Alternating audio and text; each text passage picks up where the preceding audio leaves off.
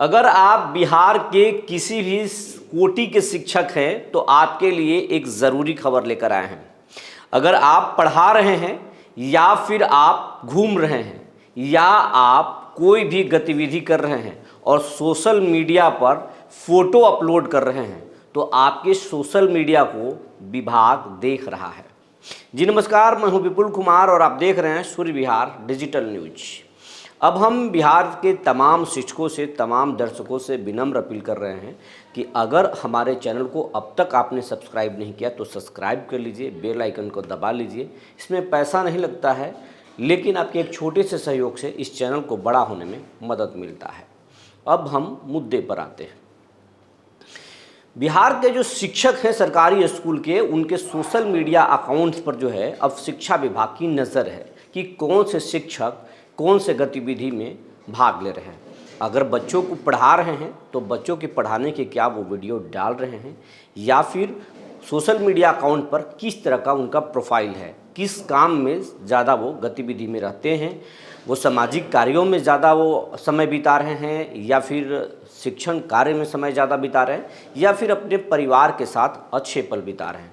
इसका मतलब ये नहीं कि शिक्षा विभाग आपकी सोशल मीडिया अकाउंट को देख करके आप पर कोई बंदिश लगाने वाला है, लेकिन सिर्फ इसलिए देखा जा रहा है कि आज के तारीख में अगर किसी भी व्यक्ति की हिस्ट्री को अगर खंगाला जाए तो बहुत हद तक उसको समझा जा सकता है कि ये व्यक्ति या अमुक व्यक्ति का किस तरीके का जो है वो आचरण है, किस तरीके से काम करता है, वो कैसा आदमी है। तो इसीलिए जो है शिक्षा विभाग अब अपने शिक्षकों के और ख़ास करके जो शिक्षक नेता हैं उनके सोशल मीडिया अकाउंट को देखना शुरू किया है। इसके पीछे सबसे बड़ी वजह ये है कि कुछ खबरें छप रही थी, कई शिकायत आ रहा था बिहार के अलग अलग ज़िलों से कि शिक्षक या शिक्षिकाएं जो हैं स्कूलों में रील्स बना रही हैं, गाने गा रहे हैं या फिर बच्चों को बोर्ड पे गलत गलत चीज़ें पढ़ा रहे हैं या फिर बोर्ड पर पढ़ाने में कहीं ना कहीं उनसे भारी चूक हो रही है।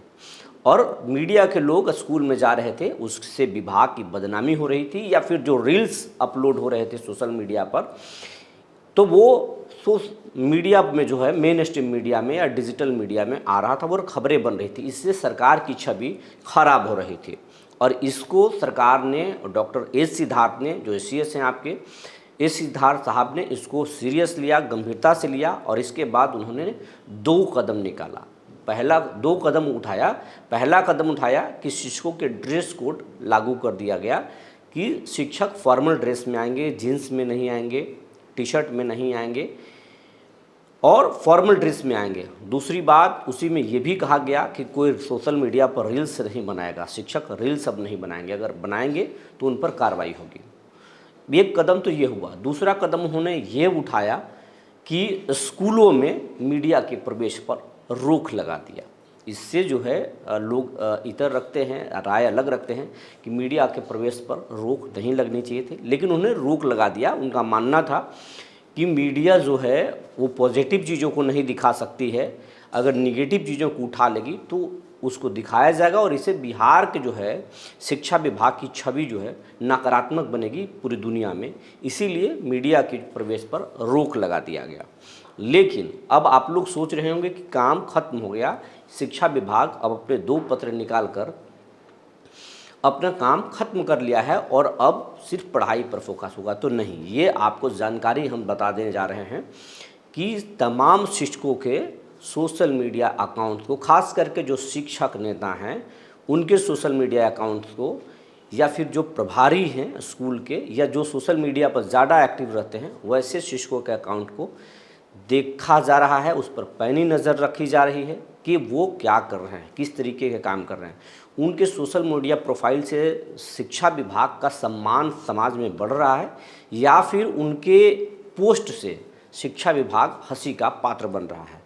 और जो लोग अगर कुछ गलत पोस्ट करेंगे या फिर शैक्षणिक कार्य से ज़्यादा जो है नेतागिरी करेंगे और वो विधायक, सांसद या फिर अलग अलग कार्यक्रमों में सिर्फ भाग लेंगे और पढ़ाई से या स्कूल से उनका कोई सरोकार नहीं रहेगा, तो वैसे शिक्षकों की जांच भी होगी और जांच के बाद उन पर कार्रवाई भी हो सकती है। वैसे शिक्षक शिक्षा विभाग के रडार पर आएंगे, इसीलिए ये खंगाला जा रहा है। अब दूसरी बात आपको हम बताने जा रहे हैं, कई जो है कल के खबरों में या लगातार 2-3 दिनों से खबरों में एक चीज़ जो है कमेंट्स में आ रहे हैं, या फिर 2-3 जो है शिक्षक हमसे फ़ोन किए कि छठ में क्या होगा, छठ में छुट्टी शिक्षकों को मिलेगी या नहीं मिलेगी। अगर किसी स्कूल में 10 शिक्षक हैं, 12 शिक्षक हैं और उसमें से अगर महिला शिक्षिका 4 जाना चाहती हैं, 2 शिक्षक जाना चाहते हैं, 2 पुरुष शिक्षक भी छठ में जाना चाहते हैं, क्योंकि बिहार जो है, बिहार में सबसे बड़ा त्यौहार जो है छठ को मनाया जाता है। बिहार की पहचान ही छठ से जोड़कर देखी जाती है। तो ऐसे में अब शिक्षकों में जो है बहुत ज़्यादा ये असमंजस है कि क्या हम छुट्टी ले सकते हैं कि नहीं, हेडमास्टर हमें छुट्टी देंगे या नहीं देंगे, विभाग उस छुट्टी को अप्रूवल करेगा कि नहीं करेगा। तो इस संबंध में हमने अलग अलग ज़िलों के 2 डीपीओ से हमने बात किया, तो उन लोगों ने कहा कि छुट्टी मिल सकती है, लेकिन ज़्यादा लोगों की नहीं, इतना छुट्टी सीएल नहीं दिया जा सकता है जिससे कि स्कूल में शैक्षणिक कार्य जो है प्रभावित हो जाए।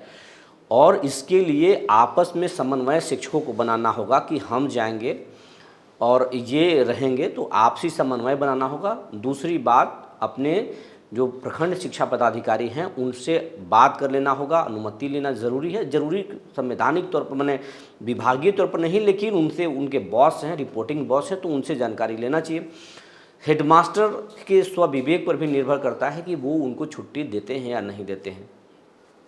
लेकिन कुल मिला कर यही है कि किसी भी स्कूल के शिक्षक इतना छुट्टी नहीं ले सकते हैं, आधे से ज़्यादा शिक्षक छुट्टी नहीं ले सकते हैं, जिससे कि शैक्षणिक कार्य प्रभावित हो सकता है।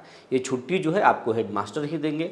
अगर हेडमास्टर चाहते हुए भी अगर आपको छुट्टी नहीं दे रहे हैं तो आपको अपने बीओ से बात करना चाहिए। अगर बीओ से भी बात ना बने तो आप डीपीओ से बात कर सकते हैं और आपको छुट्टी मिल सकता है, लेकिन शैक्षणिक कार्य प्रभावित नहीं होते हुए।